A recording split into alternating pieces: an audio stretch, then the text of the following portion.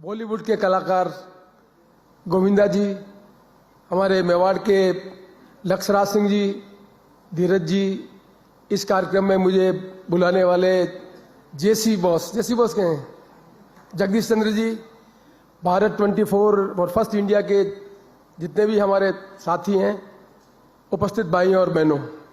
अभी लक्ष्यराज सिंह जी ने जो बात की उसी बात को मैं आगे बढ़ाते हुए मैं भी कह रहा था जगदीश जी को कि इंडियन कॉन्स्टिट्यूशन में लिखा हुआ है इंडिया दैट इज भारत।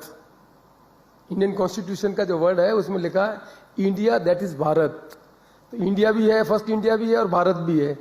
तो ये काम आपने इंडिया और भारत दोनों को जो रूप में देने का आपने जो कोशिश की उसके लिए आपको बहुत बहुत मुबारकबाद। अखबार हो, चैनल हो, सब में लिमिटेड सूचनाएं मिल रही है, लिमिटेड जानकारी मिल रही है। भारत जिसमें सबसे ज़्यादा डाइवर्सिटी है, डाइवर्सिटी हमारी सबकी ताकत है और इस डाइवर्सिटी को रिफ्लेक्ट करने के लिए भारत 24 चैनल जो है, मैं आशा करता हूं कि वो सब कंटेंट देगा जिससे नॉर्थ ईस्ट से लगाकर Kanyakumari, east west, north south, Malayalam, Urdu, जो भी बोलने वाले भाई हैं, उन सब की गतिविधियों की जानकारी की सूचना किसी एक चैनल के माध्यम से मिल पाएगी। उसका नाम भारत 24 हो, ऐसी मैं आशा करता हूं। मैं एक बार पुनः आपका बहुत बहुत अभिनंदन करता हूं और जिन लोगों को आपने पुरस्कृत किया उनको भी बहुत बहुत साधुवाद देना चाहता हूं, मुबारकबाद देना चाहता हूं।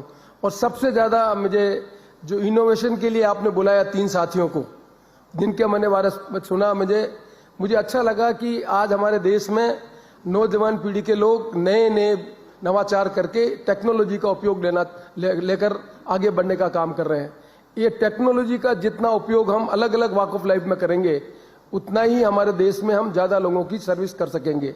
और मैं हर जगह कहना चाहता हूँ, इस बात को यह भी रिपीट करना चाहता हूँ, हमने संसदीय लोकतंत्र को अपनाया है। संसदीय लोकतंत्र में सबसे 3 आधार स्तंभ बताए हैं, विधायिका, कार्यपालिका और न्यायपालिका। करोड़ों लोग वोट देते हैं और जनप्रतिनिधि चुनते हैं। आपको बहुत कम लोगों को जानकारी होगी, मैं उदाहरण देना चाहता हूं उत्तर प्रदेश का। 400 एमएलए चुनाव जीत के आते हैं, 400।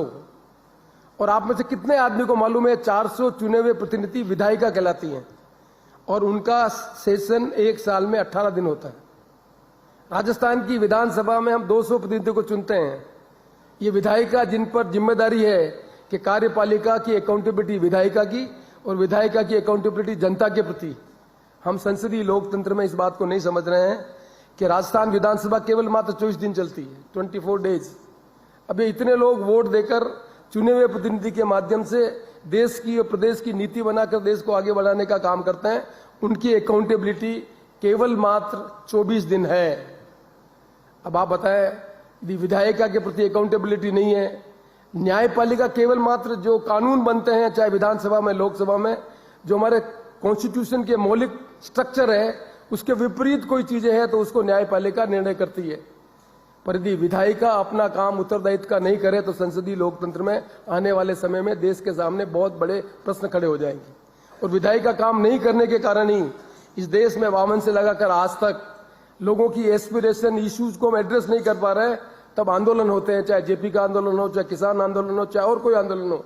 ये इस बात को रिफ्लेक्ट करता है कि हमें और विधायिका को अकाउंटेबल करना है, तब जाकर हम इस देश में लोकतंत्र को मजबूत कर सकेंगे। अभी हम इस देश में एग्जीक्यूटिव डिक्टेटरशिप से देश को चला रहे हैं। जो मंत्रिमंडल है वो जो निर्णय कर रहा है, जिसकी अकाउंटेबिलिटी हाउस में फिक्स नहीं हो रही है, वो इस देश की नीति बनाकर देश का निर्माण करने का काम कर रहे हैं। तो संसदीय लोकतंत्र में इन सब परिस्थितियों में एक ही अच्छा सुगुन है, पत्रकारिता। चाहे वो प्रेस मीडिया का हो, चाहे इलेक्ट्रॉनिक मीडिया का हो। ये जितने जागरूक होंगे उतना ही सरकारें अकाउंटेबल होगी और देश में उन चुनी हुई सरकारें अपने संविधान के जो दायित्व उनका निर्वहन कर पाएगी। इसलिए आज के जमाने में प्रिंट मीडिया के साथ में जो इलेक्ट्रॉनिक मीडिया के प्रति लोगों का आकर्षण बढ़ा है, उस आकर्षण को बनाए रखने के लिए केवल मात्र, जैसा जगदीश चंद्र जी ने कहा कि अभी हमारा केवल अर्बन सेंट्रिक कंटेंट आ रहा है, हम इस देश की विविधता को आज की डेट में नहीं ला रहे हैं। इसलिए मैं जगदीश जी आपसे कहूंगा कि एक घंटा केवल मात्र जिन 3 साथियों को आपने बुलाया अभी, ऐप के माध्यम से, लैंग्वेज के माध्यम से हम क्या कर सकते हैं, मेडिकल सर्विसेज के लिए कैसे केमिस्ट के उपयोग लेकर काम किया, कैसे इंश्योरेंस बाजार की बात की। ये जो नए लोग नवाचार करके लोगों की सेवा करने का काम करना चाहते हैं, उनके लिए 1 घंटे का आप कोई कार्यक्रम रखें, जिससे इस देश की नौजवान पीढ़ी को, लोगों को मिल सके कि टेक्नोलॉजी के माध्यम से इस देश में नई पीढ़ी देश की समस्याओं का निराकरण करने का काम कर रही है। मैं आशा करता हूं कि आपका चैनल इन चीज़ों को एड्रेस करेगा। और एंटरटेनमेंट और सब चीज़ें तो होती है, लेकिन ये जो नवाचार जो हो रहे हैं वो भारत के अलग अलग जगह में हो रहे हैं। जो नवाचार नॉर्थ ईस्ट में हो रहा है, जो नवाचार साउथ में हो रहा है, जो नवाचार हमारे सेंट्रल इंडिया में हो रहा है, उन सब चीज़ों को लोगों के बीच में लाने की आवश्यकता है। जितना कंटेंट अच्छा होगा, वेल इन्फॉर्म सूचना होगी, उतना नागरिक अपने कर्तव्यों और उनके बारे में सजग होगा और उतना ही अकाउंटेबल सरकारें होगी। इसलिए मैं आशा करता हूं कि आपका चैनल इन सब आशाओं को पूरा करेगा। इन्हीं सब शब्दों के साथ आपने उदयपुर को चुना और उदयपुर के हमारे जो ऐतिहासिक महत्व है, और अभी लक्ष्यराज सिंह जी ने कहा, हम आशा करते हैं कि यहाँ इस कार्यक्रम में आपने हमको बुलाया है, वो सब भारत 24 इस उदयपुर की गरिमा को बनाए रखकर इन सब नीड्स को पूरा करेगा, ऐसी हम आपका शुभकामना देते हैं। मैं गोविंदा जी आपको बहुत बहुत साधुवाद देना चाहता हूं कि आप समय निकाल कर इस कार्यक्रम में आए और इस कार्यक्रम को आपने सार्थक बनाया, उसके लिए आपको बहुत बहुत धन्यवाद। लक्ष्यराज सिंह जी को धन्यवाद, धीरज जी को धन्यवाद, और सबसे ज़्यादा इनोवेटिव पत्रकारिता कराने वाले जगदीश नंदन जी को धन्यवाद। नमस्कार, बहुत बहुत धन्यवाद।